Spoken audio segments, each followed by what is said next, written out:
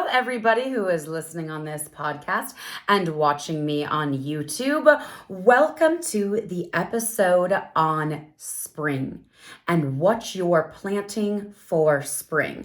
Emotional planting, that is. If you've been listening for a while, we have talked about hibernation in the first episode of season 2. And let me just stop right there and say, if my voice sounds a little bit weird or different, it is me, I swear, but I am getting over a little bit of laryngitis. So you get a little extra sexy for nothing. Congratulations, you are welcome. So, on our first podcast of the season, we talked about hibernation and winter, whether that is hibernating in true winter wherever you live, or that is sort of a hibernation that can happen whenever it needs to happen in your life. You can have a season of hibernation inside summer, inside spring, inside fall. It doesn't have to be in winter, but winter is a good reminder for us to allow it to happen if it needs to. Now, I am recording this on Easter Sunday, which I feel like is a perfect day to start talking about spring. So winter is over, that idea that we have hunkered down, we have looked inside ourselves, we have stripped away things in fall that weren't us so that we could get down to the nitty-gritty of who we really are, what we really believe, what we want going forward, what ideas do we want to onboard, new values, new belief systems, new ways of being, new ways of living our life that we want now. And so we've hunkered down and really thought about that. And then spring comes. And spring is our time for planting those things. So this is the time of year when I'm really talking to my clients about what do you want to grow in your life? What is something new that you want to purposefully put into your life, put into motion? Now, I talked about before, it's spring fling time, new things come into our life, things are blossoming that maybe we weren't even aware of. Maybe we aren't even the ones planting some things, they're just being planted for us. So I wanted you to really take this time in spring to look at what you want to be different, what you want to be new. Is this the time where you want to onboard new habits? Do you want to get new habits started? Do you want to take up some new hobbies? If you guys follow me on social media, I talked before about one of the most surprising things, maybe I talked about this actually on somebody's podcast, but one of the most surprising things for me when I got into coaching was how many people want a hobby and don't have one.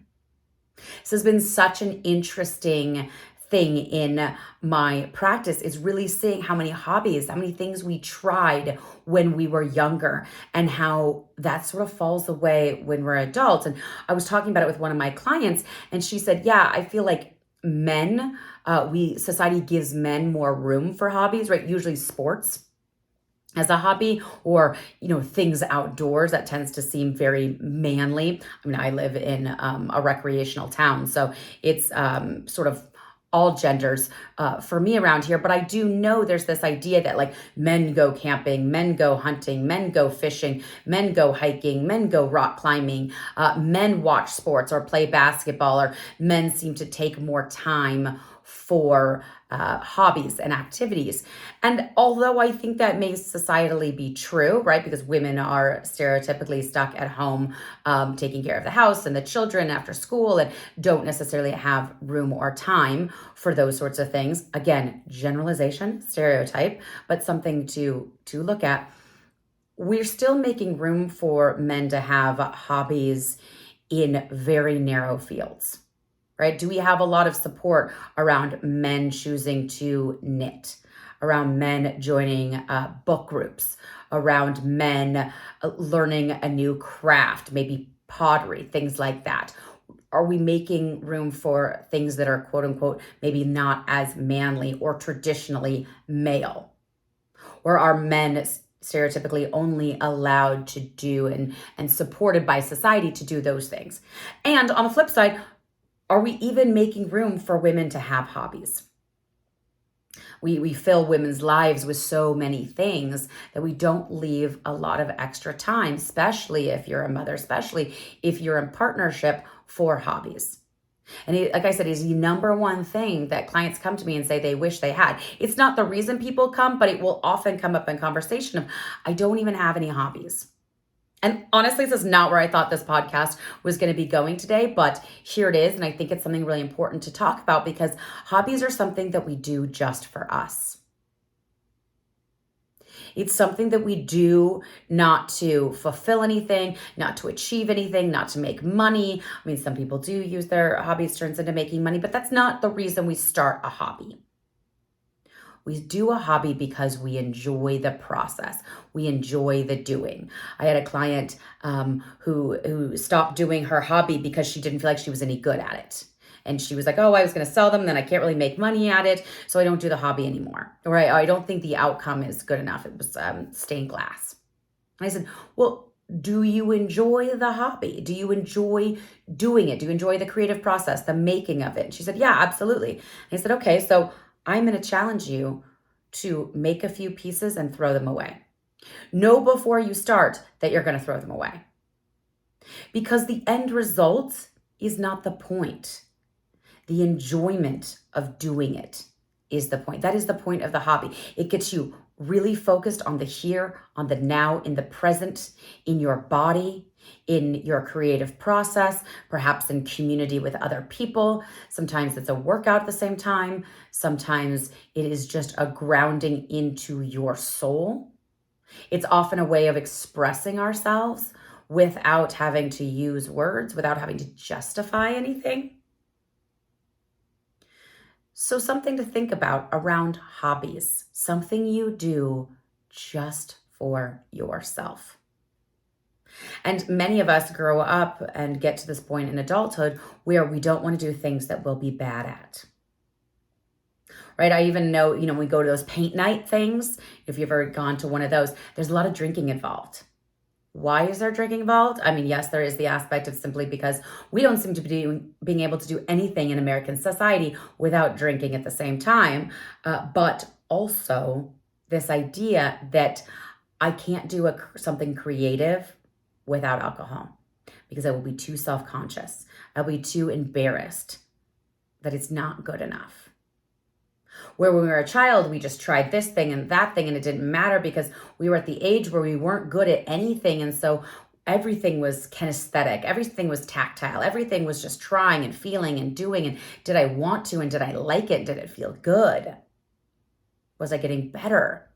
Was I enjoying it more as I progressed? We lost that some way. Spring is a time where you can plant some of those things. Maybe you start to make room in your life. You take out TV watching, or you take out something else in your life that you don't enjoy as much, and you put a hobby in. Maybe that's what you want to grow this spring. Maybe it's finally onboarding that habit that you've been saying, I'm going to do, I'm going to do, I'm going to do. Maybe this is the time to plant that and see what happens. Watch it grow, nurture it, take care of it, water it, put it in the right soil.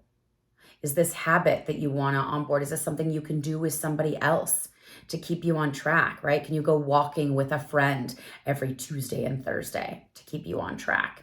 If you're wanting to take those vitamins, can you put the vitamin bottles, right? Habit stacking. If you've ever read the book Atomic Habits, habit stacking. Can you put one habit you want to start next to a habit you already do? You brush your teeth in the morning.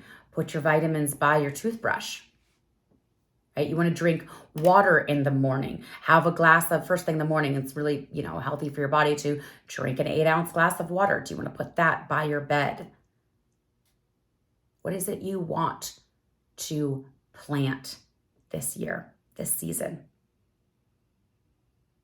Really think about that. Really ground into that. Are you going to let another spring go by without planting? So that when you're in summer, you can reap the rewards of what you've planted, right? Because you've already got those habits going. You've already onboarded that new skill, or that new way of thinking, or that new belief system, or that new way of talking to yourself, or hobby. Are you going to start getting out and dating finally? You've been putting off for so long. Are you going to get onto Bumble? Are you going to get onto that new dating app? What is it that you want to plant? And I always say the best way to do this is to talk about this with somebody else. Do you have a partner or a friend or a sibling or an adult child that you guys can talk about what it is you want to plant for this season? And then I want to get into another idea, something that's come up for me personally this spring, and I think some people might really resonate with this. I, as a life coach, I am naturally a type A person when it comes to habits, when it comes to get up and go, when it comes to doing things, having a purpose, having a mission, having something I'm trying to accomplish. I have absolutely no problem planting, because if you follow me, you know I deal a lot with issues around control. So I can plant whole fields of things I'm going to accomplish, I'm willing myself to do, I will make happen, I will control the situation so that those things happen. That maybe if it feels so easy for you to plant things, if that is no problem, if you're like me and you could plant fields and fields of things you want, can you actually do the opposite this season and allow yourself to be planted?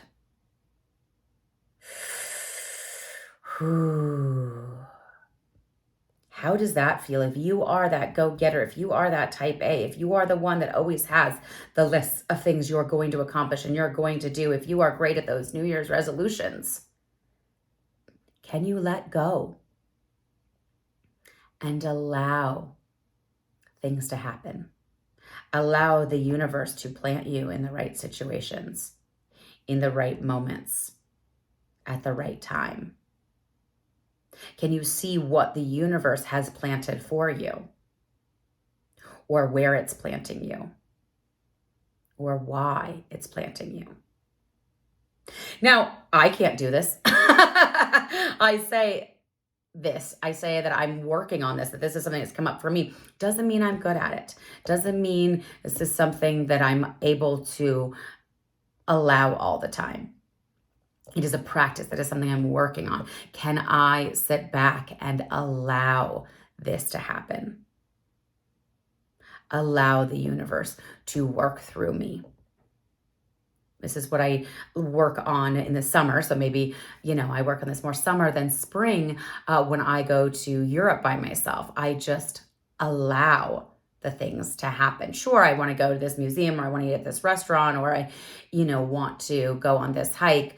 But for the most part, I'm waking up every day in a strange city and just allowing the things to come, putting myself out there. I'm a huge fan of the idea that destiny only dances with those already on the dance floor. So I put myself on the dance floor, but then I let go. I try to let go. Say, okay, I'm showing up for my half. I'm ready for you, universe, to show up for yours. And I will go where led. And make that conscious effort to notice where you're being led to. Notice, I've been thinking about going to that concert. Maybe I'll buy that ticket finally. It's been coming up a lot lately. I've been thinking about starting that class, or my friend brought up this idea and I really like it. And there's a book group doing a book I've always wanted to read. Maybe I'm going to follow where that leads, instead of always being so intentional about everything you do. Can you sit back and trust that the universe is also just as good, if not, hey now, a better gardener than you are? Can you trust and allow that process to happen? So just two sides of that coin for people. If you are somebody who just lays back and let things happen for you, can you this spring into action? Can you start taking a little bit more control? I talk to clients a lot about, are you out in front of your life, leading your life, or are you behind your life playing catch up? If you are somebody who is always playing catch up, can you use this spring to actually plant the things you want and be out in front of it? How many people say to me, oh, I wish I had, planted that back in spring. I wish I had planted that field or that box of flowers because I look at my neighbors and oh my gosh, that looks so great, right? There's metaphorical advice in there too. Making sure that you take this time to plant the things that you want to grow, getting out in front of your life. And if you are somebody who is always like me, out in front of your life, dragging your life along, then can you do the opposite? And can you let the universe be out in front and you follow a little bit? Just something to think about. A little food for thought. I hope this helps.